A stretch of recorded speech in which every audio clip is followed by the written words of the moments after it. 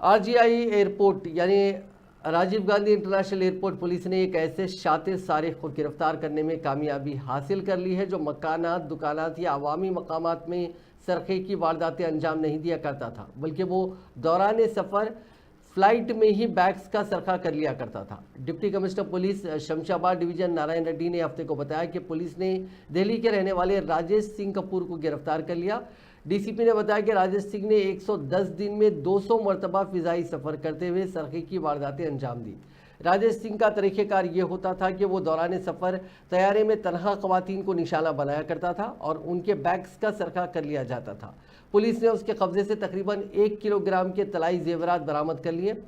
Deputy commissioner police ने मजीद बताया कि मुलजिम राजेश सिंह तैयारे में तनहा सफ़र करने वाली ख़वातीन के बैग के बाजू अपना बैग रख दिया करता था और जब खातून वॉशरूम के लिए जाती उसके साथ ही वो इस बैग से कीमती अशिया बशमूल नगद रकम और तलाई जेवरात का सरखा कर लिया करता था। उन्होंने बताया कि RGI पुलिस स्टेशन में इस किस्म की वारदातों के तकरीबन 10 मुकदमात दर्ज हैं। इस मामले में एक और मुलजिम राजेश सिंह की मदद किया करता था जो मफरूर है।